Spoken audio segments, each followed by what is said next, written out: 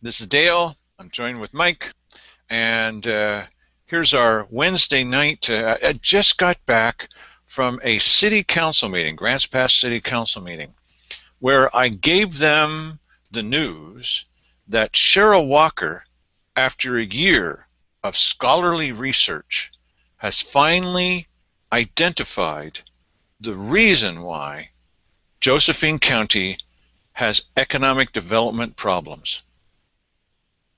It's BadCounty.com. Right.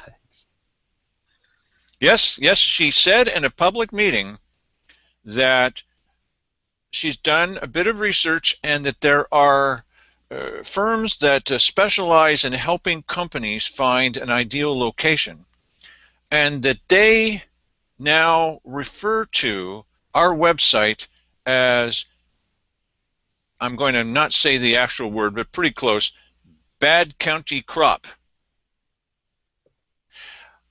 Yes, apparently it's more than one company, and this is destroying Josephine County's ability to grow and prosper as it normally would with lying and cheating. With the world's best commissioners, you see.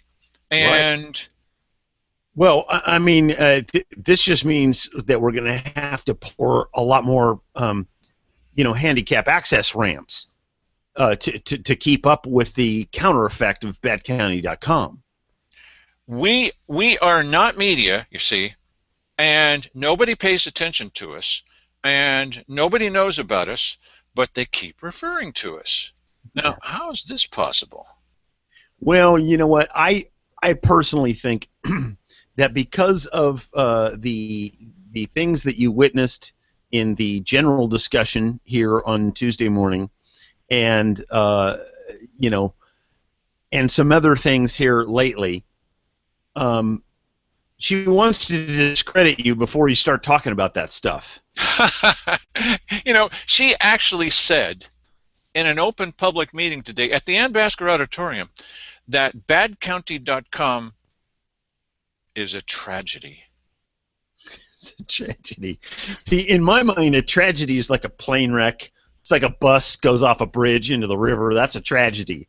I mean, how are we a tragedy here? A tragedy is sort of like accidental. We are very intentional about this. The thing is that she's telling everybody that this is the reason. She has proof that this is the reason that some prosperous companies don't want to move to Josephine County because of this that you're watching right now, BadCounty.com. The bad boys. See, we catch these guys with $100,000 cost overrun, and the fact that we mention that to you means companies are not going to move here because we're the bad guys. Right. Really? Well, yeah, but see, you're all wrong on that. See, Simon explained it to us today that that was actually a cost underrun. Oh, right. Underrun. They could just redefine anything. That's so silly of me. Everybody knew that the fourth floor was going to be a different thing. Well, it's going to hover in midair. And look, I went to the city council meeting just a few minutes ago, and I said, first, there's the news. We now have finally, Cherryl Walker, after all this research, has finally identified the reason that we're not prospering. It's because of BadCounty.com. Well, of course. And the fact that we're mentioning that they're doing things and saying things that are ridiculous. And then when people look at this, they go, oh, I'm not going to move there, not because they're bad administrators or that they've lied to us or we've proven they've lied to us. Remember the thing that we did with the two different audio tracks that you did so well of showing, yes, Keith Hick really did lie about this? See, the fact that he lied, that's not the problem. It's that we pointed it out. Right.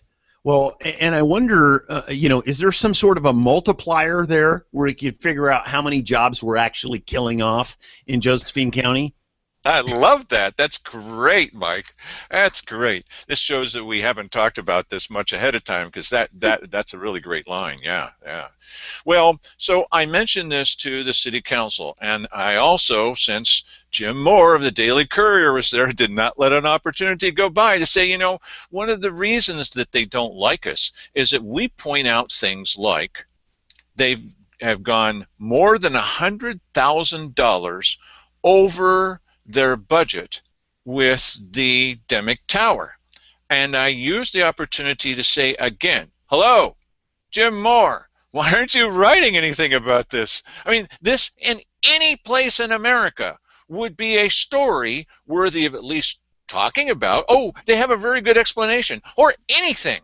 But no, not even the very good explanation is in the Courier. And I said, you can forget about Kjo, and that guy was there too. And I said, they're not going to cover this story. They're just not going to talk about it at all. So the one and only place, I'm not making this up, that you can go to find out about things like cost overruns or spending all this money on a wheelchair ramp is going to create 214 full-time jobs and a lot of other things, the only place you can go is here. Well, I'm starting to get self-conscious now about the full-time family wage jobs that every time I drive by somebody sleeping on a park bench or something like that, I'm going to think I might be responsible for putting that guy there. We really are the bad guys. You see, it's not the people who are doing the bad things. It's not the people that swore to uphold the law. Like this guy right here, he swore to uphold the law. It's not any of them. It's not their fault. It's the fact that we report about it. Why don't we, as Simon Harris says, get with the program, stop reporting the truth, do what Jim Moore of the Daily Courier does, and don't cover the story, cover up the story. I'm not making this up. He is covering up the story. And speaking of covering the stories, you and I went to the event that took place last night at the Ann Basker Auditorium there, the levy kickoff, and there was some interesting things that happened there. I was a little bit surprised that one person got arrested for protesting. But I was a little bit surprised that some of the speakers they had, one in particular, was not really ready for prime time. He seemed to lack some knowledge about why the levy has gone down in the past, and when asked questions about how they were going to safeguard how the money was going to be spent, they didn't really have good answer for that, and I would have thought they would have been prepared, especially, considering that BadCounty.com is a big voice on these sort of things. You would have thought that they would know what has been said in the past, like about the ISF, which they didn't even mention. We were there with two cameras. Talking to the audience now. You know it, of course, Mike. We were there with two cameras, and one camera is on a wider shot, and the other is a close-up on each individual person. And everybody in our audience knows what the two main issues are that are creating some kind of questions about this levy and the levies before it. And the two main questions are, how are people on a fixed income, especially older people, going to be able to afford to pay more in taxes? And the other question is, how in the world are we supposed to believe the county commissioners when they get any portion of this money, and they get 10% of it, and I don't want them to get 0.5% of it, and so I'm not going to vote for something which includes the county commissioners and puts them in any kind of driver's seat. I'm not going to do it. Those two questions are the main reasons, probably the money one first, the main reasons trust in our government and the amount of money and how we're going to pay for this. Do I buy food, pay taxes, or get my medicine? and they spent in 2 hours and 15 minutes about 3.5 minutes on brushing those off. Right. Really? And I thought it was very interesting. I mean, they didn't even they were asked specifically about where is this money going to go, and they went into some detail, but they stretched it out as to the committee that they're going to have that is going to oversee all this. And of course, the commissioners are going to agree to accommodate this committee to be looking at every little part of how the money is spent. Well, in all of the things that they talked about, because they cite the Juvenile Justice Center, the certain number of beds in the jail, and then a certain amount of patrols, a certain amount of hours a day. They never mentioned the 10% going to the commissioners. They never mentioned it at all. Now, whether or not that was something that they just didn't think of, or whether they willfully just didn't mention it, I'm not sure which of those. Well, as we were talking about last night, I got this special phone call from Cliff Thomason saying, let's talk before this gathering. It's kind of interesting. Okay, there's another reason why we're not media at all, because why bother talking with us if nobody's listening to us, nobody cares, and we mean absolutely nothing. This is what the commissioners are saying. And so I talked with Cliff, and he indicated, our whole conversation was about the ISF. And he indicated that he understood that that was a sticking point and that we don't need to worry about it because by his precise calculations, the commissioners don't get 10% to play with. The commissioners get half of 1%. Cliff, if you knew this all along, if this was true, which I don't believe, I was trying not to be rude to the guy, but if you knew this all along, why didn't you bring this up several years ago? And suddenly, this is the influence of this polling firm, which isn't really a polling firm. It's a public relations firm, and they're saying, oh, well, here's one way to deal with that. Just tell them it's half of 1%, and then tell them you've got I don't know, mathematical evidence that that's the case. You know what? It's a little late to suddenly come up with this thing which apparently, according to Cliff, just blows everything out of the water. Now you've got nothing to complain about. You've got nothing to question. Right. No, that's not going to work. Come on. Yeah, I tell you, I was a little bit, yeah, it was bothersome. They didn't quite have their act fully together there. Yeah, I thought it was interesting that the guy it's Scott Draper, is it not? That's correct. Yes. Yeah. When they first started the thing, he had a little bit trouble kicking it off, but he also said that they paid $25,000 to have this survey done, and they were blown away by the results of it. And he said they polled 400-something people, and he gave something about the location of where these people were, a little demographic information. And I thought, wow, for $25,000, I think I would have wanted more than what he was mentioning that they got. But he also said that this is they're some sort of a strategic campaign organization. They're not just a polling firm. Oh, but in the newspaper, they're called an independent polling firm that's completely, divorced from any of the results. Here's the thing. Okay, so you're watching this show.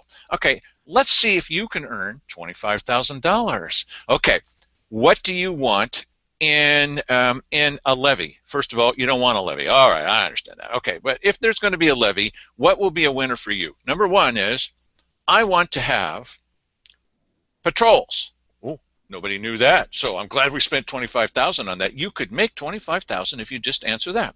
Number two is, because they're paying you $25,000, just be sure to reassure the client that's absolutely going to pass this time, because this time is so totally different than ever before. Yeah. Oh, and that was kind of funny how they were coming up with the reasons why this is different than it ever has been before.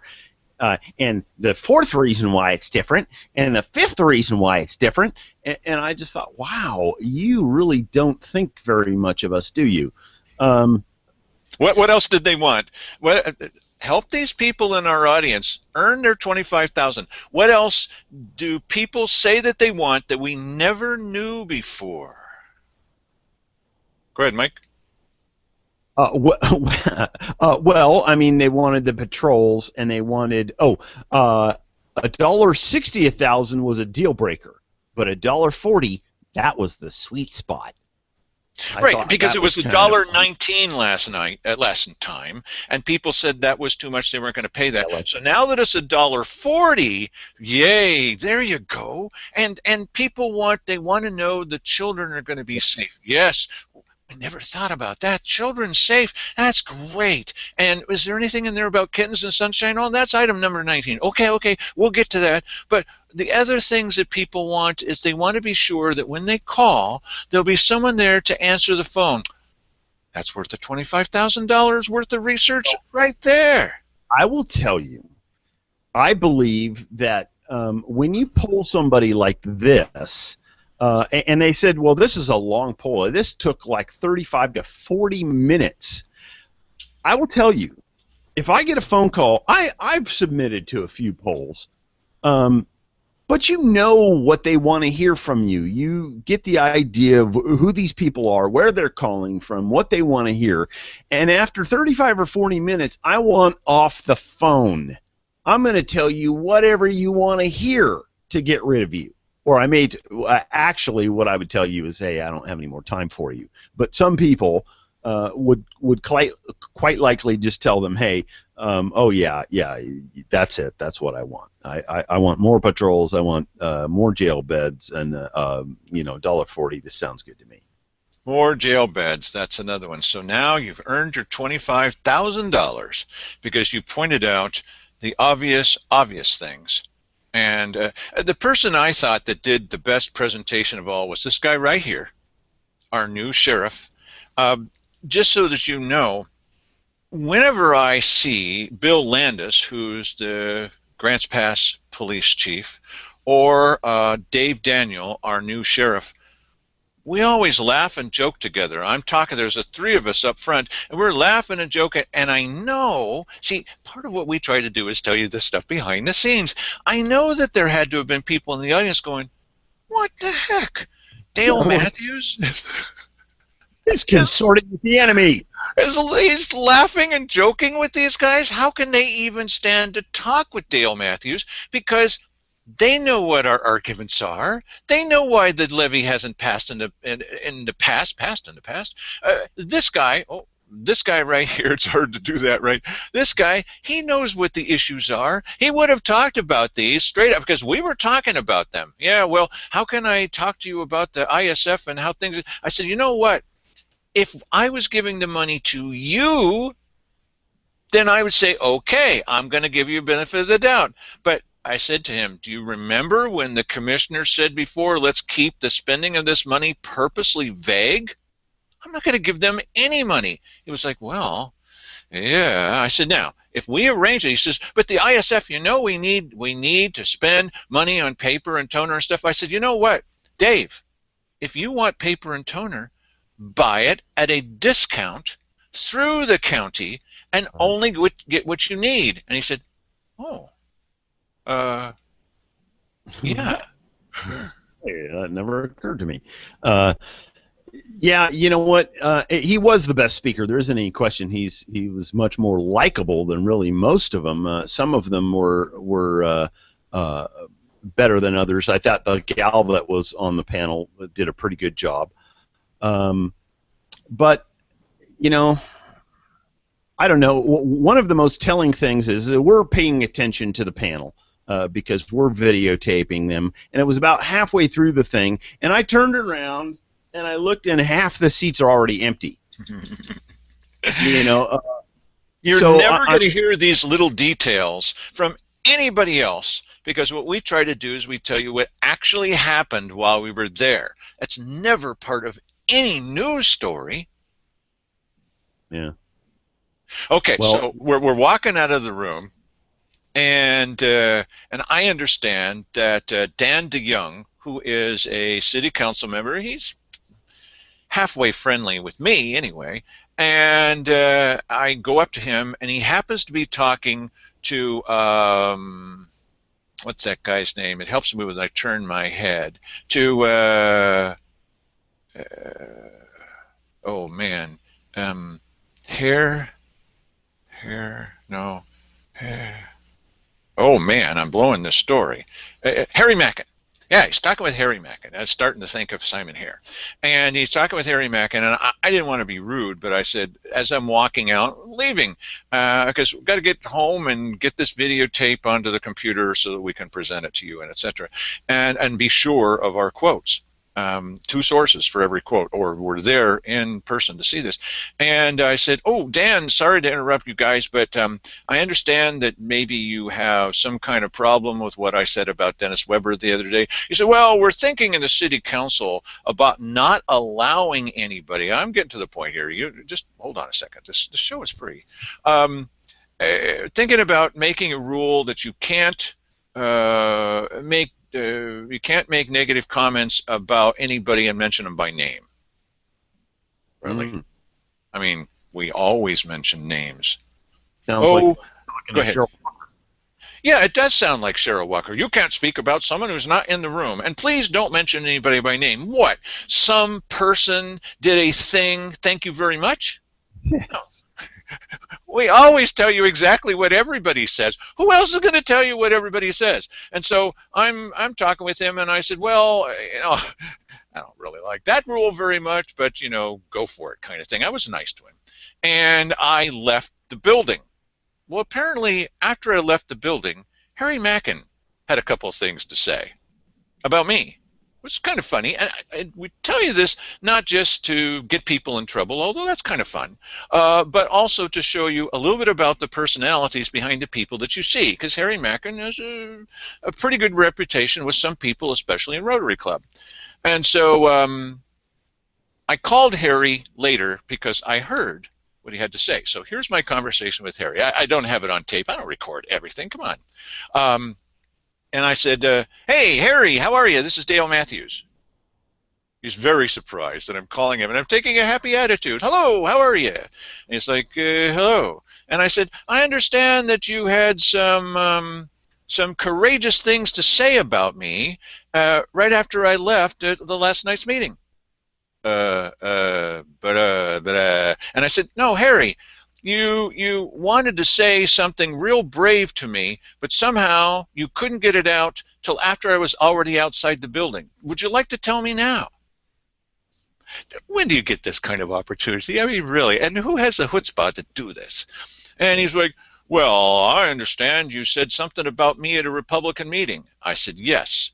We had two sources for that. But this is hearsay. I said, Harry, two sources. As opposed to the Daily Courier. We insist on two sources, and we've had some delicious stories that we can't tell because we don't have two sources. Once you have two sources, and these were people seated at the table, inches away from Harry Mackin.